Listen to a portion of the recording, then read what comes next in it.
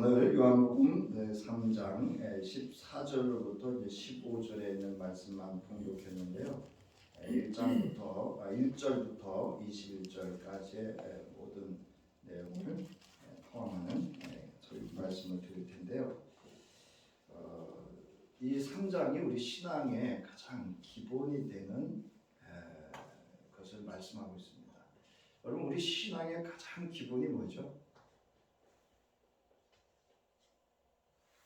따라하시기 바랍니다. 믿음. 따라하세요. 믿음. 따라하세요. 믿는 믿음. 네. 이게 우리 신앙의 가장 중요한 것입니다. 우리가 이제 이렇게 보는 훈련을 하셔야 됩니다. 보는 훈련. 여러분, 본다고 다 보는 것 같은데요. 우리는 그러하지 않습니다. 선택적으로 내가 보고 싶은 것만 봅니다. 이걸 우리가 편향이라고 합니다. 편향. 그래서 보는 것도 훈련을 해야 되는데, 그러려면 보는 방식과 무엇을 볼 것인가를 우리가 알아야 합니다. 그래야 보입니다. 어제 이제 그 드럼산 산행을 하는데, 여러분, 달의 나무 순을 먹잖아요, 그죠? 근데 요즘 젊은이들은 모릅니다. 대부분. 어느 노인께서 제 앞에 내려가시면서 이거 나무순 따면 안 되는데, 제가 보니까 달의 순이에요. 그래서 아는 분이 따셨겠죠? 그랬더니 그분이 그러셔요. 젊은이들이 따지 않고 노인네들이 이렇게 따죠? 그래요. 그러니까 여러분, 달의 순을 노인네들은 그게 왜 보일까요? 먹는다는 것을, 먹을 수 있다는 것을 알기 때문에 보이는 겁니다. 그러나 대부분의 사람들은 달의 순인지 뭔지 관심이 없습니다. 그것처럼 보는 것도 알아야 보입니다. 믿음도 알아야 보입니다. 그런가 하면 또한 듣는 것도 훈련해야 됩니다. 그래야 들립니다.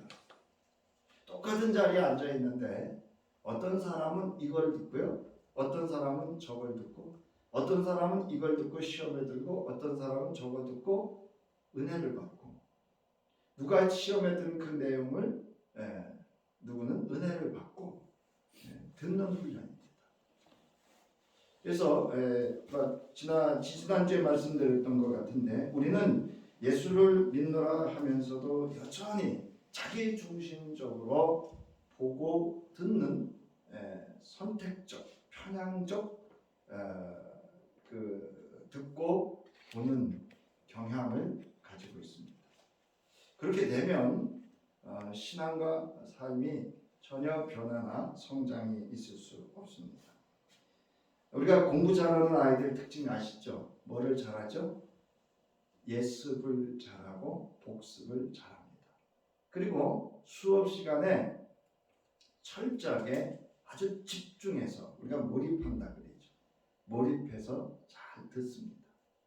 근데 왜 예습과 복습이 중요한가 하면, 예습은 미리 보았고 들었기 때문에 수업 시간에 선생님이 가르쳐 주는 것을 들을 수 있고 볼 수 있고 알 수 있고 깨달을 수 있습니다. 그러니까 복습이라고 하는 건 뭐냐면, 그거를 내게 어떻게 이해를 하고 수화를 하고 적용할 것인가를 이렇게 자기화, 자기 것으로, 아주 말씀대로 자기화죠. 자기 양식, 삶의 방식으로 삼기 때문에 복습이 중요한 겁니다. 그래서 우리 신앙도요, 지속적으로 예습과 그 다음에 훈련과 복습이 중요합니다. 근데 우리는 예배 땡 끝나면 다 그냥 접어듭니다.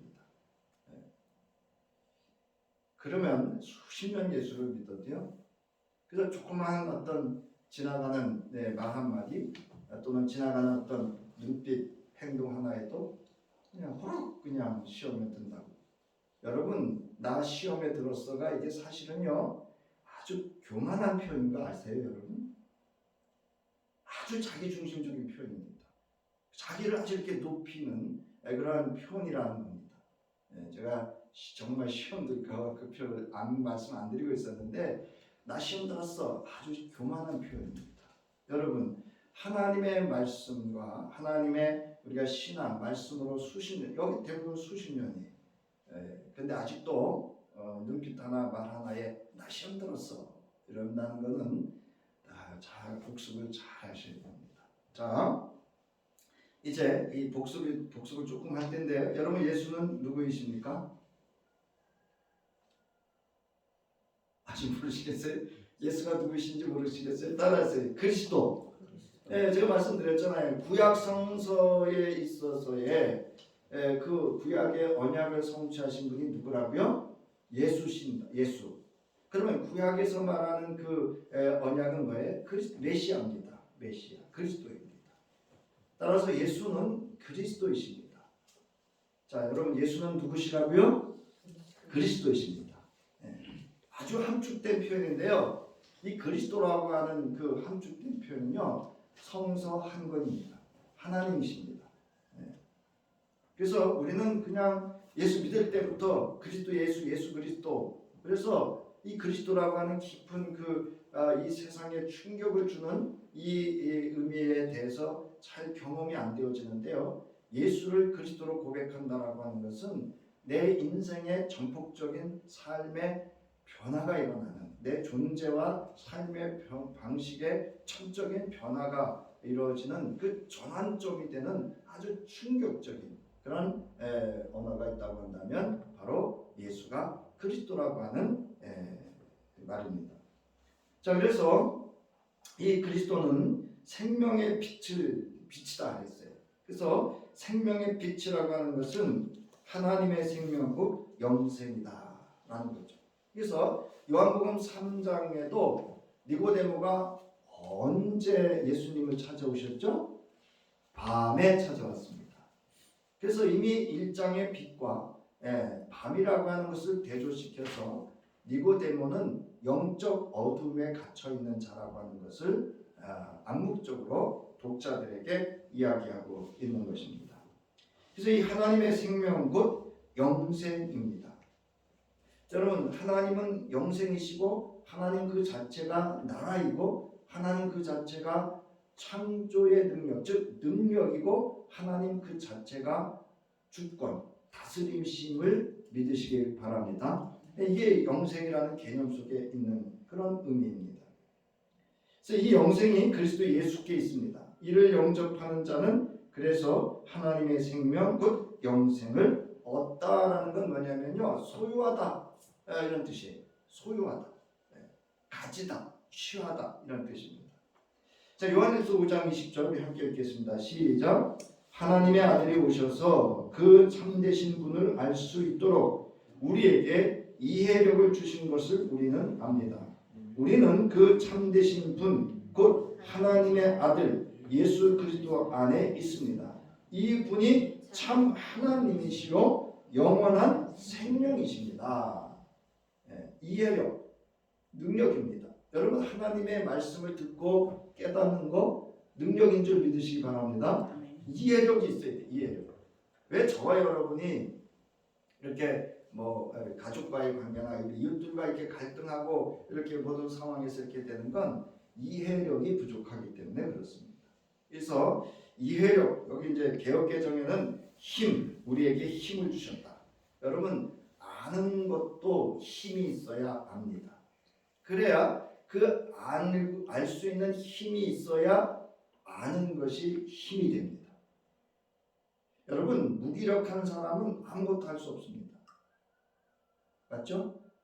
힘이 있어야 배우려고 하고 또 배워야 그 힘이 됩니다. 아무튼 이제 여기 보면 우리는 그 참되신 분 곧 하나님의 아들 예수 그리스도 안에 있습니다. 이분이 참 하나님이시요 영원한 생명이시다 라고 하는 겁니다.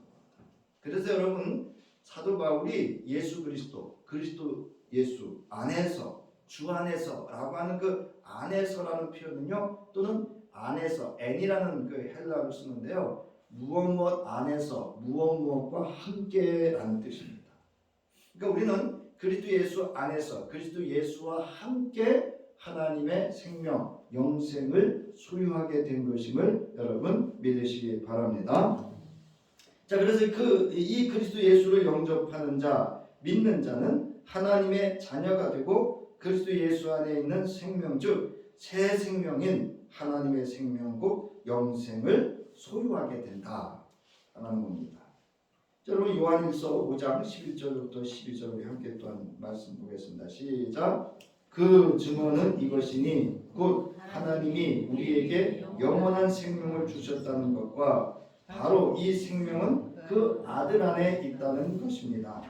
그 아들을 모시고 있는 사람은 생명을 가지고 있고 하나님의 아들을 모시고 있지 않는 사람은 생명을 가지고 있지 않습니다. 여러분, 그 아들을 모시고 있다라고 하는 것은 주인 삼았다 또는 예배하다 뭐 이런 여러 가지 의미를 가지고 있습니다. 자, 요한복음의 저자는 독자들에게 이제 예수의 표적을 보고 따르는 이들을 보고 예수는 누구인지 그 예수를 왜 믿고 따라야 하는지에 대해서 이제 니고데모의 대화, 니고데모와 예수의 대화를 통해서 점진적으로 증명해 갑니다. 따라서 우리가 이제 지난 주에 오늘 본문은 예수와 니고데모의 대화를 통하여 예수께서 나는 누구인지에 대하여 친히 증언하고 있음에 대해서 살펴봤습니다. 그래서 본문 1절부터 2절을 보면 1절에서 니고데모가 누구인지를 소개하고 있고요. 이어서 2절에서는 니고데모의 영적 어둠의 상태로 예수께 찾아와 당신은 누구이십니까? 라고 묻습니다. 당신이 행하는 이 표적은 하나님이 함께 하시지 아니하시면 행할 수 없는 표적입니다. 그러므로 당신은 누구입니까? 이렇게 묻습니다. 궁극적으로는 독자들에게도 이 질문을 던지는 겁니다. 그러니까 저와 여러분에게 니고데모처럼 영적 어둠에 있는 우리에게 예수는 과연 누구이냐 이렇게 묻는 겁니다. 그래서 니고데모는 예수가 선지자냐, 당신은 선지자냐 아니면 구약에서 예언되어진 그리스도, 메시아, 그리스도이시냐라고 묻습니다. 그래서 이제 3절부터 5절에서 예수께서는 이 니고데모의 그 물음보다는 그의 의도, 그의 생각을 알아차리고 이와 같이 말씀을 하시죠. 반드시 영적으로 거듭나야 한다. 그러면 뭐 한다고요? 하나님 나라를 볼 수 있을 것이다. 지금 이게 뭐냐면 본다는 얘기는 뭐예요? 눈이 어둡다는 얘기예요. 영적 어두움에 갇혀있다 이 뜻입니다. 이제 아셨죠? 하나님 나라를 여러분 보십니까? 여러분 하나님 나라를 볼 수 있는 사람, 보지 못하는 사람 아주 쉽게 한 가지는 이건 그냥 예입니다. 온 우주 만물의 창조 속에서 지금 이제 나무 한 그루를 봐도 거기서 하나님의 숨결을 느끼는 사람은 하나님 나라를 보는 사람이고요. 그저 나무, 돈이나 되고 그저 뭐 이렇게 내 마음대로 배제키고 내 마음대로 할 수 있다. 그러면 그는 아직 하나님 나라를 보지 못하는 사람일 수 있습니다. 무슨 얘기인지 아셨죠? 그러니까 내 남편을 보고 내 아내를 보고 내 자녀를 보고 나의 일가 친척 형제 가족 이웃들을 볼 때 그 모습에서 하나님의 형상을 보면 그가 하나님 나라를 보는 사람이고요. 그러지 않고 그냥 인간으로 보면 그냥 인간입니다. 이제 아셨죠? 동의가 잘 안 되실 거예요 지금. 그러니까 여러분 지금 무슨 얘기냐면 니고데모는 예수를 보고 영적 어둠에 눈이 이렇게 안 보이기 때문에 하나님 나라를 지금 보지 못한다는 거예요. 여러분 그리스도 예수를 우리가 안다라는 것은 하나님 나라를 본다라는 것으로 여러분 믿으시기 바랍니다. 여러분 하나님 나라를 보셔야 돼요. 볼 수 있어야 됩니다. 자, 영적으로 거듭나야 한다는 것은 회개와 성령으로 거듭나야 하는 것. 여러분 회개라고 하는 것은 뭐냐면 이 정결함입니다. 정결함. 여러분 하나님 나라는 부정한 자가 들어갈 수 있습니까? 없습니까? 없습니다. 정결한 자, 정한 자만 들어갈 수 있습니다.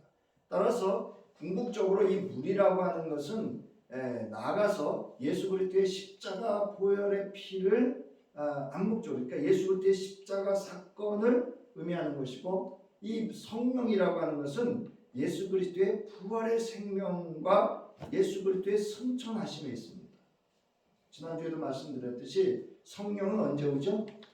예수 그리스도가 이 땅에 오셨을 때는 그리스도 예수와 성령은 함께 하셨지만 이 예수 그리스도를 믿고 따르는 이들에게 보혜사 성령이 임한 것은 그리스도 예수께서 승천하신 후에 임했다라고 하는 겁니다. 자, 그래서 영적으로 거듭나야 한다는 것은 물과 성령으로 거듭나야 하는 것으로 말씀이 육신이 되어 오신 그리스도 예수로 말미암아 새롭게 된 존재를 의미합니다. 그래서 저와 여러분이 드리는 예배 때의 그 돌이킴의 기도는요, 이 근원적인 회개가 아닙니다. 그러니까 여기서 우리가 이제 돌이킴에 드리는 기도는 우리가 회개한 자로 합당한 삶을 살지 못한 것에 대한 회개입니다. 무슨 얘기인지 아시겠어요? 그러니까 예수 그리스도를 알기 이전에는 우리가 정결함, 십자가에 참여하는 그 근본적인, 우리가 원죄라고도 하는데 근본적인 죄에 대한 문제를 해결하는 것이고, 우리가 주일 낮은 예배 때 첫 번째 드리는 돌이킴의 기도, 회개의 기도는 그 회개한 자가 그리스도 예수 안에서 그 말씀으로 살아야 될 회개에 합당한 삶을 살지 않은 것에 대한 회개라고 하는 겁니다. 이제 아셨죠? 네, 제가 여러 번 말씀드릴 거예요, 이제. 자, 그래서 우리 고린도후서 5장 17절부터 18절 이렇게 전반부에 보면 우리 함께 읽겠습니다. 그 다음 페이지 시작. 누구든지 그리스도 안에 있으면 그는 새로운 피조물입니다.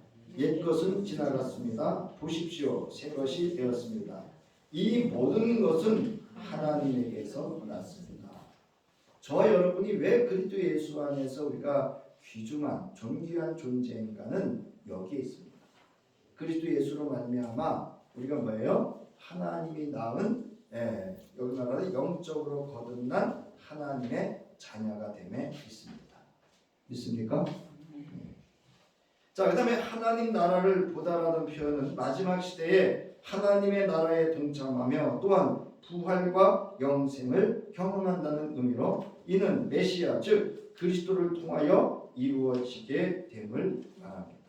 제가 왜 메시아 또 그리스도라는 표현을 쓰는가 하면 메시아는 구약에서 예언되어진 히브리어로서 메시아, 그래서 구약을 사실은 암묵적으로 상징하고 있고요. 그리스도라는 표현은 헬라어로서 예수 그분, 예수를 성취되어진 예수를 표현하기 위해서 이렇게 동시에 함께 사실은 사용을 했습니다. 자, 이제 6절부터 8절을 보면 예수님이 이렇게 말씀하십니다. 육으로 난 것은 육이요 영으로 난 것은 영이니 내가 내게 거듭나야 하겠다 하는 말을 놀랍게 여기지 말라. 이 말은 무슨 뜻이냐 하는 겁니다. 이거는 아주 간단히 말씀드리면 니고데모와 유대인들의 지도자라 했잖아요. 그러니까 유대인들과 또 이 니고데모 또 그 당시 이스라엘 사람들이 알고 있다는 내용입니다. 지금 알고 있는 내용인데 영적 어둠에 갇혀서 뭐가 부족해요? 이해력, 깨달음이 없기 때문에 빛으로 생명의 빛으로 오신 예수가 그리스도인 줄을 알지 못하고 있는 것을 이야기하고 있는 겁니다. 그래서 지금 우리가 아주 쉽게 표현하면 니고데모는 그 예수께 아주 찔림을 당하는 거예요. 아주. 너 알고 있잖아. 근데 왜 몰라? 그 얘기. 여러분 안다고 다 아는 게 아닙니다. 이해력, 깨달음이 없으면 아는 게 아닙니다. 자, 예수께서는 니고데모가 거듭 또는 위로부터 나다라는 개념을 무미건조하게 문자적으로 이해하는 것에서 영적으로 깨닫도록 본문 6절에서 설명을 이어가죠. 자, 육으로 난 것 여러분 아시죠? 육신의 아버지와 어머니에 의해 태어난 자연적인 출생으로 어떤 사람에게 육신의 생명이 주어지는 것이 그러니까 육신으로 난 거죠. 육으로 난 것이고, 자, 영으로 난 것은, 그래서 영이라고 하는 것은 인간의 영역 안에서 작용하는 것으로 하나님이 주신 능력과 삶의 원리를 영이다 이렇게 말합니다. 그래서 하나님을 아는 것과 삶의 원리와 방식을 하나님의 말씀에 두도록 작용하는 하나님이 주시는 능력입니다. 이는 하나님의 생명과 그 힘을 의미합니다. 그러니까 여러분, 우리 예수 믿었다라고 하는 이 자존감, 자긍심은 여기에 있는 겁니다. 그러면 내가 그리스도 예수를 믿는다라고 하는 것은 하나님이 주시는 뭐예요? 근원적인 하나님의 생명과 근원적인 하나님의 힘을 함께 주셨다라고 하는 겁니다. 믿으시기 바랍니다. 그러니까 여러분은 하나님의 생명을 받으셨고 하나님의 능력을 받았습니다. 그래서 여러분이 그리스도 예수의 이름으로 기도하시면 여러분도 응답받는 능력이 있음을 믿으시기 바랍니다. 여러분이 믿음의 능력이 있습니다. 아멘? 네. 여러분 기도의 능력이 있습니다. 여러분을 위해서 또는 여러분 가정과 자녀를 위해서 믿음으로 기도하시기 바랍니다. 이 능력을 부여받은 것을 우리는 감사해야 되겠죠. 자, 구약 성서에서는 영적인 존재이신 하나님께서 이 사람들 속에 새 영을 주실 것이라는 전망을 제시했어요. 이 사람들은 누구냐면요, 바로 이스라엘 사람들입니다. 유대인들입니다. 이미 하나님에 대하여 알고 있는 사람들을 의미합니다. 자, 그런데 그래서 지난주에도 우리가 말씀을 살펴봤지만 우리 에스겔서 36장 25절부터 22절 함께 읽겠습니다. 시작. 너희에게 새로운 마음을 주고 너희 속에 새로운 영을 넣어주며 너희 몸에서 돌같이 굳은 마음을 없애고 살갑처럼 부드러운 마음을 주며 너희 속에 내 영을 두어 너희가 나의 모든 율례대로 행동하게 하겠다. 그러면 너희가 내 모든 규례를 지키고 실천할 것이다. 이거 잘 새겨 들으셔야 돼요. 그러니까 우리의 신앙의 점검은 내 마음이 정말 살갑지 부드러우냐는 거예요. 그리고 우리의 삶의 방식을 하나님의 말씀, 그러니까 율례라고 하는 건 뭐냐면 하나님의 말씀을 내 삶의 규칙으로 삼는 게 율례입니다. 그 율례라고 해서 그거는 율법인 게 아니에요. 율법도 하나님이 우리에게 복되고 행복하게 살라고 주신 말씀입니다. 자, 그러므로 지금 본문에서 예수께서 너희가 거듭나야 하겠다는 말을 놀랍게 여기지 말라는 이 가르침은 새로운 가르침이 아닙니다. 선지자에 의해 구약 선지서에서 특히 에스겔서에서 분명하게 제시된 하나님의 비전, 성취하실 계획을 다시 말하여 깨우치는 겁니다. 그러니까 니고데모도 이 예언자의 예언을 알고 있었다는 거죠.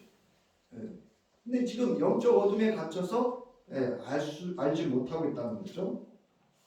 자, 이제 예수께서는 바람과 영적으로 다시 태어난 사람 사이에 비슷한 점을 실질적인 예를 들어 자신이 하신 말씀에 대하여 구체적으로 설명을 하죠. 이거를 우리가 비유라고 하죠. 또는 은유라고 합니다. 그래서 바람이 부는데 우리가 바람이 어디로부터 어디로 가는지 알 수 없지만 바람의 현주는 어떻게 하느냐? 나무가 흔들리는 걸 보고 바람이 존재하는 걸 안다는 거죠. 그러니까 이미 여기 이제 보면 바람이 임의로 분다라고 하는 것은 무엇에 매여 있지 않다는 뜻이에요. 여러분, 하나님은 무엇에 매인 바 되십니까? 매이지 않은 분입니까? 하나님은 주권성을 가지고 있기 때문에 매이지 않으셨어요. 성령도 매이지 않습니다. 그래서 궁극적으로 뭐냐면 이거예요. 제게 성령이 임하면, 여러분 각각에게 성령이 임하면 나무가 그 바람에 흔들리는 것처럼 거듭난 사람은 그 사람의 존재와 그 결과를 통해서 알 수 있다, 이 얘기입니다. 그러니까 지금 무슨 얘기냐면 니고데모에게 너 자신을 잘 살펴봐라, 이 얘기죠. 여러분, 신앙은요 다른 거 아닙니다. 오늘 저녁에 또는 오늘 낮에 오늘 또 뭐 찬양감사 예배 3일 기도회 또는 어느 집회에서 말씀을 들었을 때 이거 우리 남편 꼭 와서 들어야 되는데, 이거 우리 아내 꼭 와서 들어야 되는데, 이거 누가 와서 꼭 들어야 되는데, 아닙니다. 말씀은요 누구에게 주시는 말씀이 아니라 지금 나에게 주시는 말씀으로 여러분 받으실 수 있기를 바랍니다. 그래서 목사들에게 가장 위험한 건 뭐냐면요, 목사들은요 나는 다 알고 있다고 생각합니다. 그래서 이렇게 설교를 하면요 평가를 해요. 저는 그거를 그렇게 좋게 생각 안 합니다. 이게 이제 목사님들이 이렇게 행사가 있으면 같은 방 있잖아요. 제가 5분이 같이 있었는데 그 행사가 맞춰지면 와서 평가를 하시는 분이 있어요. 그럼 저는 슬그머니 자리 피합니다. 왜냐하면 부정적인 기운을 자꾸 심어주기 때문에 내게 이로움이 없습니다. 그러니까 여러분도 마찬가지예요. 어떤 모임이 있을 때 누군가가 이렇게 불평하고 평가하고 헤아리고 판단하거든 이야기를 자르든지 아니면 자리를 뜨든지 하세요. 거기 있어봐야 내 신앙과 삶에 아주 좋은 영향 주지 않습니다. 그 기운으로 집에 들어가면요 짜증 붙이고요, 가족과의 갈등합니다. 교회 오면은요, 교회 안에서 갈등하고요. 누구 만나면 나는 괜찮은 것 같은데 그 기운이 내게 그대로 들어와서 내게 모든 영향에 영향을 줍니다. 딱 얘기합니다. 그게 바람과 같은 연기입니다. 그래서 여기 지금 8절에 보면 이렇게 말합니다. 바람이 임의로 불면 내가 그 소리는 들어도 어디서 와서 어디로 가는지 알지 못하나니 성령으로 난 사람도 다 그러하니라. 여러분 성령 받았다 안 받았다 충만하다 뭐 이거 하다는 우리가 임의로 그 사람의 어떤 겉모습을 보고 판단할 일이 아닙니다. 아셨죠? 뭐 예배 무슨 집회에서 기도할 때 방방 뛰고 뭐 방언하고 뭐 이렇게 뭐 한다고 해서 그 사람이 성령의 임재의 현상은 맞지만 근원적인 여기 지금 6절부터 8절에서 말하는 영적으로 거듭난 그 인격적인 변화를 주는 것은 결코 아니다. 그것으로 모든 믿음을 판단할 수는 없다는 겁니다. 물론 그거는 그러한 현상들은요 또 믿음 없이는 경험할 수 없는 것은 맞습니다. 자 이제 9절부터 12절. 자 그러나 니고데모가 이해하고 있지 못하다는 걸 이야기합니다. 이렇게 얘기를 하죠. 9절에 니고데모가 대답하여 이르되 어찌 그러한 일이 있을 수 있나이까. 모르겠다는 얘기예요 지금. 여러분 이게 잘 이해가 안 되시는데요. 저는 이거 경험했는데요. 어떤 상담 프로그램에서 이제 경험했는데요. 이게 자기하고 하나가 된 게 있습니다. 그거는요 아무리 설명을 해도 남들은 아는데 본인은 모릅니다. 그래서 지금 니고데모는 자기는 지금 알고 있다고 생각하는데 모르는 겁니다. 그러니까 지금 니고데모는 유대의 지도자로서 성령에 대해서 아주 해박한 사람이에요. 그런데 지금 모르는 거예요. 성경에 대해서. 자, 예수께서 그에게 대답하여 이르시되 너는 이스라엘 선생으로서 이러한 것들을 알지 못하느냐. 이스라엘 선생으로서. 여러분 니고데모가 예수를 뭐라고 불렀냐면요. 랍비어 이렇게 불렀어요. 선생 중에 선생님 이렇게 불렀거든요. 그러니까 지금 이스라엘 선생으로서 네가 알지 못하느냐. 아주 뭐랄까요? 그 니고데모의 자존심을 아주 확 그냥 찌르는 그러한 말씀입니다. 자, 그래서 여러분 본문 9절부터 12절 위에서 넷째 줄 예수께서는 니고데모에게 이스라엘 선생으로 이러한 것들을 알지 못하느냐고 합니다. 이제 예수는 3장 2절에서의 니고데모에 대한 응수로 볼 수 있는데 니고데모는 예수를 하나님께로부터 오신 선생이라고 불렀습니다. 그런데 니고데모를 예수께서는 이스라엘 선생이라고 합니다. 이는 니고데모가 공식적으로 임명된 선생이며 사람들로부터 인정받고 있는 유명한 아주 훌륭한 탁월한 선생이라는 것을 암시합니다. 즉 니고데모는 당시에 매우 뛰어난 선생이었습니다.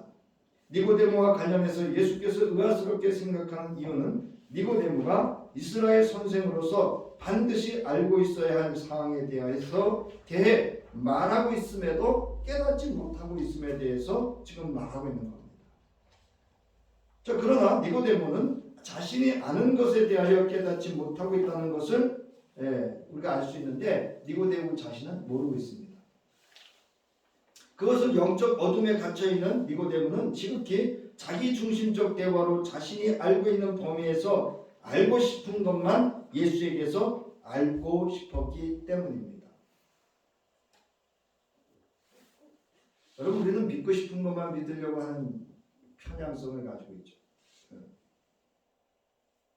자, 이를 우리가 더닝 크루거, 이 사람 이름인데 두 사람인데 더님 크루거 효과라고 하는데요. 인지 평양의 하나로 능력 없는 사람이 잘못된 판단을 내려 잘못된 결론에 도달하지만 능력이 없기 때문에 자신의 실수를 알아차리지 못하는 현상을 가리킵니다. 그로 인해 능력이 없는 사람은 환영적 우월감으로 자신의 실력을 실제보다 높게 평균 이상으로 평가하는 반면 능력이 있는 사람은 자신의 실력을 과소평가하여 환영적 열등감을 가지게 됩니다. 크루거와 더님은 능력이 없는 사람의 착오는 자신에 대한 오해에서 기인한 반면 능력이 있는 사람의 착오는 다른 사람에 대한 오해에서 기인한다고 결론을 내립니다. 이는 소위 무식하면 용감하다는 말과 비슷한 맥락입니다. 이러한 사람, 즉 능력이 없는 사람 또는 능력이 있는 사람들은 다음과 같은 경향을 보인다고 합니다. 첫 번째, 자신의 능력을 가대평가합니다. 제가 이제 이번에 숙소에서 이런저런 이야기를 하다가 우리 목사님들이 공통적으로 가진 게 하나 있거든요. 자기는 설교를 잘하는 줄 알아요. 이건 내가 비판하려고 하는 게 아니고 공통적으로 그렇습니다. 그래서 우리 지방의 어느 목사님은요, 저하고 이야기하면서 그래요. 내가 분당 우리 교회 이찬수 목사님 설교 들어봐도, 우리 지방의 어느 교회 목사님 설교 들어봐도, 나도 뭐 이래요. 나는 그들보다 난데 이런 뜻이에요. 그래서 제가 그럽니다. 그럴 때마다. 여러분 대한민국에 설교 못하는 목사 없어요. 제가 그래요. 여러분 지금은 설교 못하는 목사들이 이렇게 없습니다. 대부분 설교는 잘하시죠. 그래서 제가 그런 이야기합니다. 그 교회 목사님들은요 이거하고 똑같아요. 뭐냐면 성도님들이요 속회든 무슨 성경 공부 모임에서 말씀과 기도로 준비가 돼 있어요. 그분들은. 그래서 담임 목사님이 강단에서 이렇게 설교를 이렇게 우리가 이제 쉽게 해서 저희도 저 어항이 있는데 이렇게 고기 밥을 탁 던지면요 확 덤벼듭니다. 무슨 얘기인지 아세요? 순복음교회 그 목사님 이 뭐죠? 이영훈인가? 그분 목사님 설교하면요 이렇게 조용하지 않아요, 여러분. 그 수많은 회중이요. 아멘, 아멘, 아멘. 사랑하는 성도 여러분, 가슴에 손을 얹고 기도하겠습니다. 지금 이 순간 여러분의 무릎에 질병이 나을 줄 믿습니다. 조용하지 않습니다. 아멘. 여러분 왜 암이 물러갈 줄 믿습니다. 아멘. 여러분 여러분 가정이 형통할 줄 믿습니다. 아멘. 그 회중이요, 이렇게 다 일어섭니다. 그 비유를 들어요.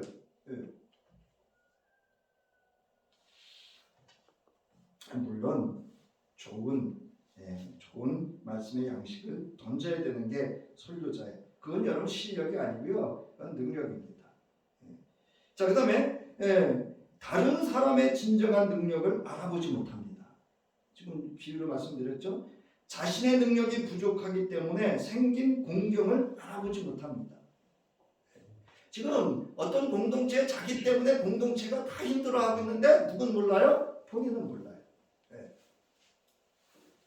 그 다음에 훈련을 통해 능력이 매우 나아지고 난 후에야 이전의 능력 부족을 알아보고 인정합니다. 그 다음에 여기 능력이 있는 사람의 착오는 다른 사람에 대한 오해에서 기인한다는 얘기는 뭐냐면요, 다른 사람 말에 너무 신경을 써요. 그래서 저는요 이렇게 말씀 전했잖아요. 전 책임 아니에요. 여기에 대해서는 무슨 말을 해도 저는 저거 안 합니다. 제가 딱 한 가지 원칙이 있습니다. 다른 건 모르는데요, 하나님의 말씀에 관한 것은 양보 안 합니다. 다른 건 제가 다 이렇게 할 수 있지만 그건 안 됩니다. 자, 여러분 3장 10절에서 니고데모에 대하여 예수께서 너는 이스라엘 선생으로서 이러한 것들을 알지 못하느냐는 말과 더불어 니고데모는 본 대화의 무대에서 여러분 사라집니다. 찔림을 받았거든요. 그래서 여기 이제 여러분 뒤에 보면 니고데모 안 나옵니다. 그래서 니고데모가 아마도 이 예수님의 그 말씀을 듣고 심사숙고하지 않았나. 3년 6개월 동안 예수님의 공생애 동안 예수님의 사역을 쭉 따라다니면서 표적을 보고 예수에게 찾아왔지만 왜 예수를 믿어야 되는지 그는 알았어요. 그래서 예수님이 십자가에 죽으신 다음에 그를 장사 지내기 위해서 그 현장에 올 수 있었던 믿음을 가졌던 겁니다. 그게 하나님의 생명을 소유한 거예요. 여러분 그 다음 페이지. 자, 그리고 예수와 그를 따르는 이들도 제자들도 이러한 사실에 대하여 알고 있음을 의미합니다. 즉 예수의 말씀에 찔림을 당한 겁니다. 여러분 예수의 말씀에 찔림을 당하면 내가 없어집니다. 정말 보세요. 이제 공동번역에 정말 잘 들어두어라. 우리는 이제 그 11절 우리는 우리가 알고 있는 것을 말하고 우리의 눈으로 본 것을 증언하는 것이다. 여기 여러분 알고 있는 거라고 하는 건 뭐냐면 에이도라는 단어는 뭐냐면요. 경험에서 알았다는 거예요. 여러분 하나님 나라에 대해서 예수님은 아는 분인가요? 모르는 분인가요? 아는 분이시잖아요. 우리의 눈으로 본 것을 증언하는 것이다. 그런데도 너희는 우리의 증언을 받아들이지 않는다. 여기 취하지 않는다. 무엇 못하지 않는다라고 합니다. 아까 말씀드렸듯이 제가 저기 거북이도 있거든요. 제가 가면 알아요. 얘들이 밥 주는 줄. 저기 붕어도요. 제가 이렇게 가면 밥 주는 줄 알아요. 자기 밥 주는 사람은 알아요. 쟤들이. 근데 저는 그건 몰랐네요. 붕어가 야행성을 가진 줄 몰랐어요. 그래서 저는 먹이를 낮에만 줬는데 저녁에 주면은요. 그 다음날 아침에 오면 하나도 없어요. 얘네가 밤에 다 먹더라고요. 그거를. 뭐 그 얘기하려고 한 건 아닌데 여러분 이렇게 말씀이 던져지면 그 말씀을 내가 취해야 되는 줄 믿으시기 바랍니다. 이렇게 내가 취해야 돼. 가져야 됩니다. 자, 여기서 예수께서는 처음으로 예수 자신과 자신의 말에 대하여 증인과 증언하다라는 용어를 사용하십니다. 또한 진실로 진실로 내가 내게 이르노니라는 말을 통해 이 본문의 이야기에서 마지막 세 번째이나 가장 광대한 위대한 선언을 시작하십니다. 13절 하늘에서 내려온 이 곧 인자 밖에는 하늘로 올라가니가 없다. 제가 말씀드렸죠.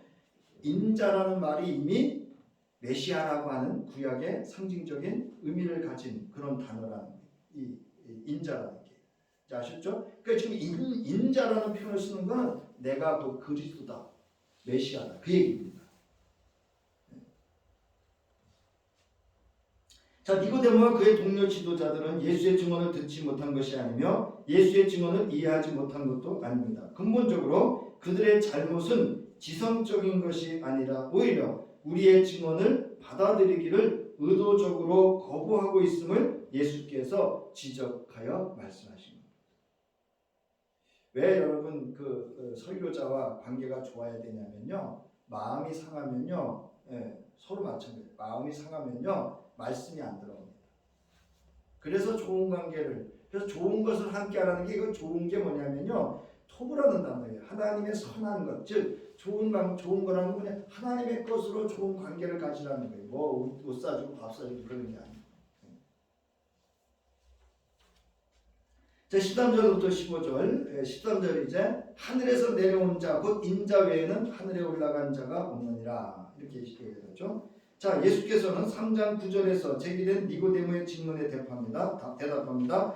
그러한 일, 즉 영적으로 거듭난 또 물과 성령으로 나고 하나님 나라를 볼 수 있는 것은 오직 예수의 십자가 죽으심과 부활 및 승천의 결과로만 일어날 수 있음을 지금 이야기하고 있는 겁니다. 그러니까 여러분 이 13절은요. 십자가 사건, 예수님의 이 땅에 말씀이 육신이 되어 오신 사건과 십자가 사건과 부활의 사건과 승천하신 사건을 함께 이야기하고 있는 겁니다. 근데 우리는 지금까지 뭐를 자꾸 강조하고 뭐만 강조하고 있냐면 십자가만 강조하고 있어요. 부활은 그냥 부활절 행사로 끝납니다. 근데 우리의 신앙은요. 십자가와 부활과 예수님의 승천에 있습니다. 이걸 승기라고 합니다. 뭐 설명할 텐데요. 예수께서는 자신에 대해서 증언하실 때 하늘에서 내려온 자 곧 인자 외에는 하늘에 올라간 자가 없느니라. 예수는 자신을 인자라고 칭하고 하늘에서 내려온 자이고 하늘에 올라간 자라고 이렇게 말합니다. 그러니까 여러분 하늘에 올라간 자라는 얘기는 뭐예요? 하늘에 있다 이 뜻이죠. 그러니까 예수가 곧 이 땅에 지금 몸을 두고 있지만 하늘에 올라갔다는 얘기는 뭐예요? 하늘이다 이 뜻이에요. 이제 아셨죠? 그러니까 여러분 우리가 그리스도 예수를 나의 구주로 고백하는 순간 그 하늘이 곧 나의 하늘인 줄 믿으시기 바랍니다. 네, 지금 그 얘기를 하고 있는 겁니다. 네. 자, 구약은 하나님이 계신 곳, 거하시는 곳을 하늘이라고 밝힙니다. 구약에서 땅에서 나서 하늘에 올린 인물은 여러분 아시다시피 에녹, 엘리야, 모세, 이사야, 에스겔 뭐 이렇게 구약 성서에는 있지만 여러분 신약에서는 오직 그리스도 예수만이 이 땅에 오셔서 부활하시고 하늘에서 내려와서 다시 하늘로 올라간 분은 그리스도 예수밖에 없습니다. 자, 그러면서 이제 예수께서 오늘 14절 모세가 광야에서 뱀을 든 것 같은 민수기서 21장 8절부터 9절의 내용과 이제 예수님의 이 십자가, 예수님이 이 땅에 오신 사건에 대해서 이렇게 4장 4페이지 밑에서 네 번째 줄에 보면 신학적인 유비다 이렇게 얘기를 합니다. 두 사건을 비교해서 강조하고자 하는 거예요. 그래서 여러분 이 시간 뭐 다 설명 안 드릴게요. 그 두 사건의 공통적인 강조점은 뭐냐면요, 바라보는 데 있습니다. 그 바라본다는 건 뭐냐면요, 행위가 아니고 믿음이라는 거예요. 믿음으로 모세를 통해서 주신 하나님의 구원의 기회를 믿음으로 바라본 자는 구원을 받았고 생명을 유지했고, 이제 예수 그리스도를 믿음으로 바라보는 자도 하나님의 영원한 생명을 소유하게 될 것이라고 하는 것을 이렇게 유비, 대조해서 비교해서 강조하는 겁니다. 그러니까 지금 오늘 본문에서 강조하고자 하는 것은 니고데모가 표적을 보고 예수에게 찾아와서 당신이 선지자입니까? 그리스도냐고 묻는 것에 대해서 그게 아니고 표적을 따르는 것이 행하고 따르는 것이 그리스도 예수가 아니라 나를 믿어야 하나님 나라를 볼 수 있는 영적 거듭남을 경험할 수 있다. 그 이야기입니다. 그러니까 지금 뭐를 강조하는 거냐? 따라하시기 바랍니다. 믿음. 네. 그러니까 표적을 믿지 말고 그리스도 예수 나를 믿으라는 거예요. 그래서 여러분 이제 5페이지 그 중간쯤 위에서 둘, 넷, 여섯 여기 나오죠. 여기서 예수께서 말씀하신 들림이라는 개념은 두 가지 의미를 지니고 있습니다. 이는 예수께서 십자가 위에 달리는 들림을 받는 것과 예수의 승기를 하나로 연결시키는 이런 표현으로서 72역은 지금 우리가 보는 성경입니다. 이사야서 52장 13절에 기초하는 것입니다. 그래서 이사야서 52장 13절 보라 내 종이 형통하리니 받들어 높이 들려서 지극히 존귀하게 되리라 이렇게 말합니다. 그리고 여기 승기 나오죠. 이 승기라고 하는 이 신학적 용어를 여러분들이 잘 좀 기억을 해주시면 좋겠습니다. 그래서 승기라고 하는 것은 뭐냐? 예수가 이 땅에 말씀이 육신이 되어서 오셨고 십자가에 죽으시고 부활하시고 승천하시고 다시 오시는 이 모든 거가 우리의 구원을 이루는 사건입니다. 자, 그래서 그를 믿는 자마다는 광야에서 노뱀을 바라보고 살게 된 사람들은 모두 이스라엘 사람들이었습니다. 하지만 예수를 믿는 데는 그런 인종적인 제한이 없습니다. 즉 누구든지 예수를 믿는 사람마다 하나님의 근원적인 생명, 영생과 하나님 나라를 볼 수 있고 즉 얻을 수 있습니다. 소유할 수 있습니다. 자, 이처럼 요한복음이 말하는 구원은 즉 예수를 메시아 그리스도로 믿는데 기초 즉 근거합니다. 그러니까 표적을 믿지 말고 그리스도 예수의 존재를 믿으라고 합니다. 이게 쉬울 뜻 같은데요, 쉽지 않습니다. 자, 요한복음 20장 여러분 30절부터 31절 말씀 함께 읽겠습니다. 시작. 예수께서 제자들 앞에서 이 책에 기록되지 아니한 다른 표적도 많이 행하셨으나 오직 이것을 기록함은 너희로 예수께서 하나님의 아들 그리스도이심을 믿게 하려 하며 또 너희로 믿고 그 이름을 힘입어 생명을 얻게 하려 함이니라. 여러분 그 힘입다는 표현이 뭐냐면요, 무엇 안에 무엇과 함께라는 뜻입니다. 그 제가 말씀드렸죠. 내 이름으로 구원받는 게 아니고 우리는 누구의 이름으로? 예수의 이름으로 구원받는다. 자, 3장 9절에서 니고데모는 어찌 그러한 일들이 일어날 수 있사옵니까? 라고 질문했습니다. 그 질문에 대한 예수의 대답은 그러한 일들은 오직 인자가 들림받는 것을 통해서만 일어날 수 있다고 하십니다. 이제 2장 23절 표적에 관한 거죠. 표적을 보고 예수의 이름을 믿었던 그 예루살렘에 있었던 그 사건과 또 3장 2절에서 언급되는 표적들에 기초한 믿음은 육신을 지닌 인간 예수를 바라보는 것에 기초한 것입니다. 반면에 3장 15절에 언급하는 믿음은 연약한 육신을 지닌 예수의 존재로부터 발현되는 근원적인 능력을 믿는 것으로서 또한 육신의 눈으로 볼 때 연약해 보이는 예수의 능력을 믿는 믿음, 즉 예수가 그리스도라고 하는 것을 믿는 믿음에 있다는 겁니다. 그러니까 여러분, 우리의 신앙의 가장 근원은 뭐냐면 예수가 누구시라고요? 그리스도라고요. 그러니까 구약 성서를 온전히 성취하시고 신약 성서를 온전히 성취하신 그 예수를 그리스도로 믿는 믿음이 있습니다. 그러면 구약에 일어난 사건, 신약에 일어난 사건, 일어날 사건이 누구를 통해서? 그리스도 예수를 통해서 내가 뭐 할 수 있어요? 볼 수 있고 경험할 수 있고 누릴 수 있음을 여러분 믿으시기 바랍니다. 그 이야기를 하고 있는 겁니다. 자, 이제 보세요. 이런 예수를 그리스도로 믿으면 영생 즉 하나님 나라를 볼 수 있고 들어갈 수 있다는 것을 요한복음의 저자는 밝히고 독자들에게 이제 증언하고 이것을 믿으라는 겁니다. 여러분, 이게 왜 중요한가 하면요, 우리가 지금 이 믿음이 명확하지 않기 때문에 자기중심적으로 해석을 하고 자기중심적으로 믿고 자기가 믿고 싶은 것만 믿고 하고 싶은 것만 하고 또 뭐가 있으면 자기가 그냥 내가 자꾸 자기가 중심이 되는 거죠. 근데 예수가 그리스도라고 하는 것이 딱 이렇게 믿음의 딱 근원이 되면 모든 것은 뭐가 중심이 돼요? 그리스도 예수가 중심이 되는 겁니다. 이것이 될 때 세상을 볼 수 있는 눈, 그래서 이 세상에 존재하는 모든 것이 하나님의 나라에 그 관련된 것으로 볼 수 있는 영적인 눈이 열리게 됩니다. 그때 볼 수 있는 것을 보고 들을 수 있는 것을 들을 수 있습니다. 이 믿음이 없으면요 그냥 툭 치면 흔들리는 거예요. 근데 저와 여러분의 믿음이 사실 저도 가끔 이야기하고 마치게 이 생각 해봅니다. 만약에 어떤 절박한 상황 속에서 너 예수를 부인하면 살려줄게 라고 하는 상황이 된다면 나는 그때 어떻게 할까? 어떤 분이 제주도에 우리 교육자 연수를 갔는데요, 천주교 그 순교한 기념관에 갔는데 그런 이야기를 하시더라고요. 어떤 사모님이 아이고 그게 너 예수 부인하면 너 죽일 거야. 그럴 때 그 순간만 부인하고 살아나서 이렇게 얘기를 하시더라고요. 그래서 저 내외는 그것 때문에 충격을 받아가지고요. 숙소에 들어와가지고도요. 한참 생각했습니다. 무슨 얘기인지 아세요 지금?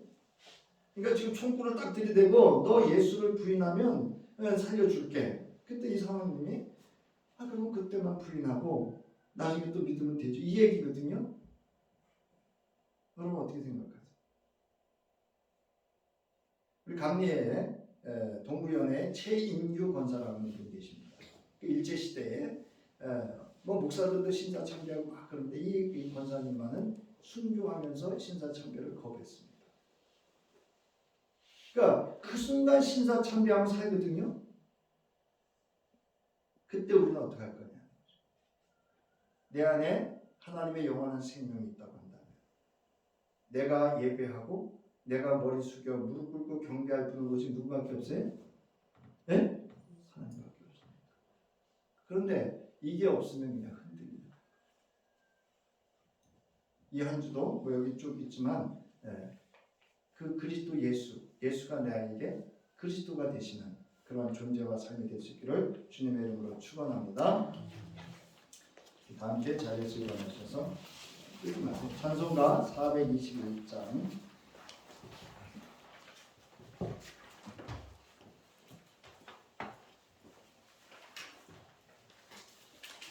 찬송가 421장 1절만 찬송하고 1절, 3절 찬송하고 축복함으로 마치겠습니다.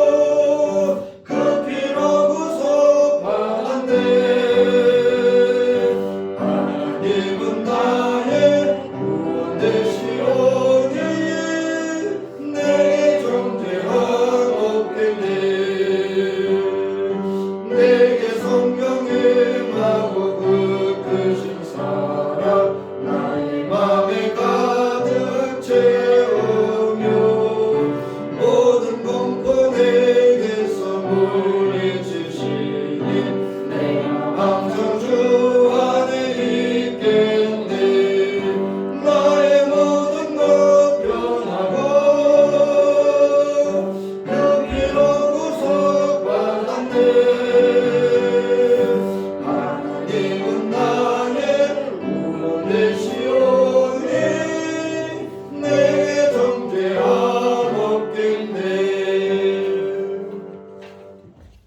이제는 우리로 하여금 예수가 그리스도로 고백하고 믿고 고백하여 하나님의 영원한 생명을 소유하게 하실 수 있도록 우리의 힘이 되어 주시는 성령의 함께 하심과 이제 기꺼이 나를 위하여 생명 내어 십자가에 죽어 주시고 부활하사 하나님 나라의 화평을 내게 주신 우리 주 예수 그리스도의 구속의 은혜와 언제나 변함없이 나를 사랑해 주시고 함께 하시며 그리스도 예수 안에서 이 땅에서 하나님의 나라와 뜻을 실현해 갈 수 있도록 도우시고 동행하시고 함께 하시는 하나님의 무한하신 사랑하심이 이제 예수가 그리스도로 나의 인생의 존재와 삶의 전부가 되기를 고백하고 믿음으로 돌아가는 저희들과 저희들의 가정과 기업과 모든 삶 속에 이제로부터 영원히 함께 하시기를 간절히 축원하옵나이다.